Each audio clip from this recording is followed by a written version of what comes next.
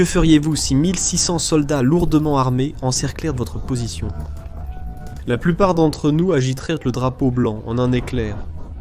Mais pour les légendaires guerriers Gourkhas du Népal, la reddition n'est pas dans leur vocabulaire. Dans cette vidéo, nous plongeons dans l'histoire extraordinaire des Gourkhas, les guerriers de la montagne si redoutables que même leurs ennemis arrêtaient parfois de leur tirer dessus juste pour applaudir leur bravoure.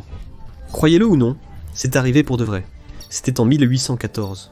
L'Empire britannique, ayant englouti d'énormes morceaux de l'Inde comme un Pac-Man impérial, a tourné ses yeux affamés vers le royaume montagneux du Népal.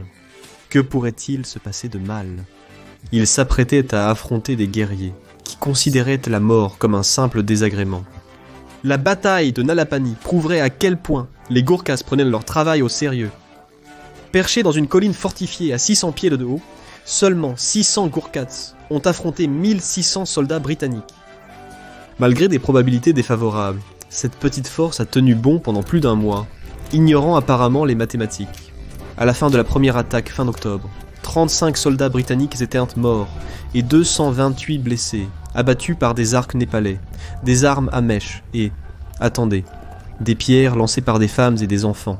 C'est vrai, même les civils Gourkhas donnaient du mal à la tête à l'Empire britannique. Alors que l'artillerie britannique les éliminait lentement, les Gourkhas refusaient toujours de se rendre. Lorsque la forteresse était finalement tombée en novembre, sur les 600 défenseurs du début, il n'en restait que 68. Certains avaient même réussi à s'échapper malgré le fait qu'ils étaient complètement encerclés, probablement juste pour prouver qu'ils le pouvaient. Les Britanniques, qui répondaient normalement à la résistance en redoublant d'efforts sur la conquête, ont fait quelque chose d'inhabituel. Ils ont commencé à recruter ces combattants redoutables dans leur propre armée. C'était l'équivalent militaire de dire « Si vous ne pouvez pas les battre, embauchez-les », et c'est une pratique qui continue jusqu'à ce jour. Kulbir Thapa, l'homme que l'ennemi applaudissait. Né vers 1888 dans le minuscule village himalayen de Nigalpani, Kulbir Thapa s'est retrouvé à la bataille de Loos en France en septembre 1915. Là, son unité du 2e bataillon, 3e fusilier Gourkha, avait la tâche délicieuse de nettoyer les tranchées allemandes tout en portant des masques à gaz. Ce n'étaient pas exactement des conditions de combat optimales. À la fin de leur avancée, Thapa était blessé et le dernier homme debout de son groupe. La plupart d'entre nous considéreraient cela comme le bon moment pour arrêter, mais Thapa a repéré un soldat britannique blessé du 2e régiment de Leicestershire.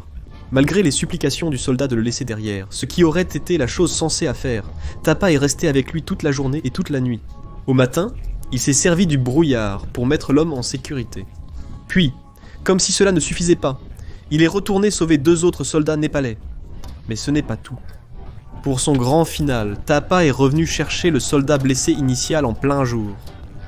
Traversant le No Man's Land en zigzagouant, il était la cible des mitrailleurs allemands. Mais miraculeusement, chaque tir l'a manqué.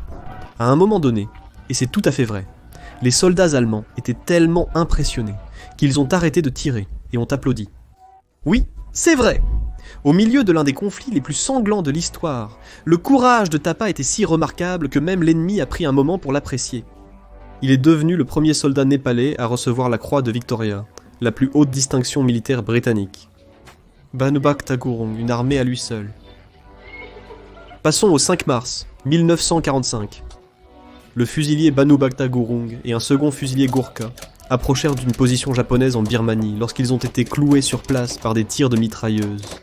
Ensuite, un sniper perché dans un arbre à 75 mètres a commencé à les abattre. La réaction de la plupart des gens serait de se mettre à terre, peut-être de creuser un trou avec leurs mains nues. Pas Gurung.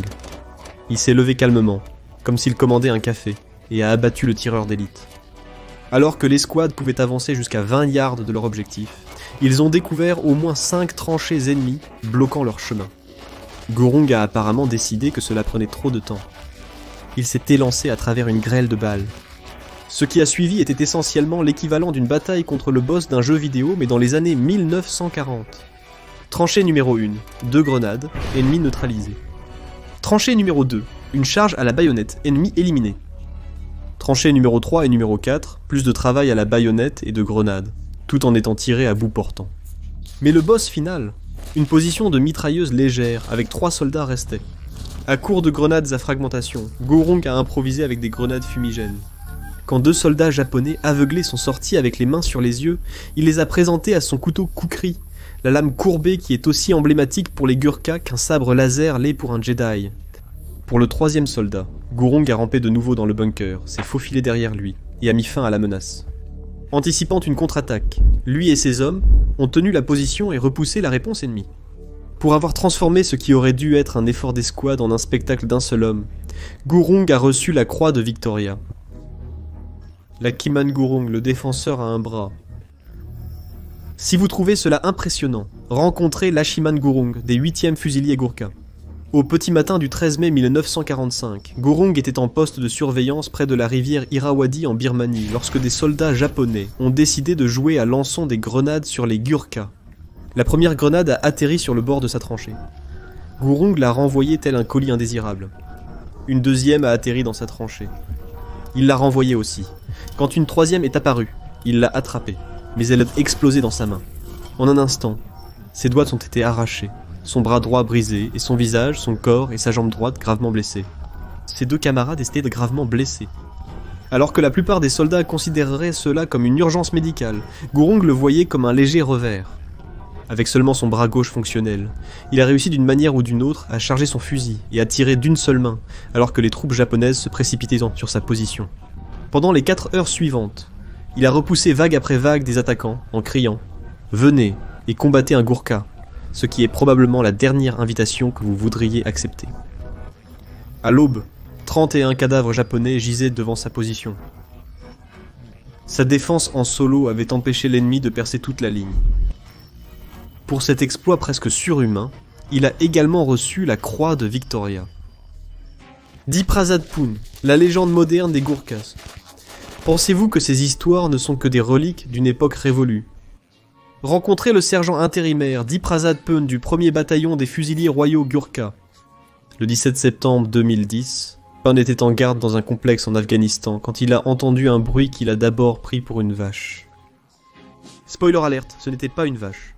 Des combattants talibans installaient un engin explosif improvisé à l'entrée du complexe. Ce qui a suivi, c'était 17 minutes de pur matériel de film d'action. Sauf que c'était la vraie vie. Seul dans le noir complet, Pun a tiré 250 balles de mitrailleuse, vidé 6 chargeurs de son fusil, et lancé 17 grenades, et une mine Claymore sur environ 15 attaquants venant de plusieurs directions. Lorsqu'ils se sont trop rapprochés pour les armes classiques, il les a repoussés avec un trépied de mitrailleuse. Il était même allé jusqu'à lâcher un sac de sable sur la tête d'un ennemi qui grimpait jusqu'à lui, telle une version mortelle de Maman j'ai raté l'avion. Tout au long du combat, il s'est motivé en criant « Marsi Talai !» En népalais, cela signifie « Je vais te tuer !» ce qui dans les circonstances était moins une menace, et plus une spoiler alerte pour les talibans. Quand la poussière s'est dissipée, 3 attaquants étaient morts, et les autres avaient pris la fuite. Une décision sage face à un Gurkha. Pun a reçu la croix de la bravoure remarquable, la 2e plus haute distinction militaire britannique. Des montagnes du Népal aux champs de bataille à travers le monde, les Gurkhas se sont forgés une réputation en tant que certains des guerriers les plus redoutables de la planète. Leur devise pourrait tout aussi bien être la mort avant la reddition, mais de préférence la mort de l'ennemi.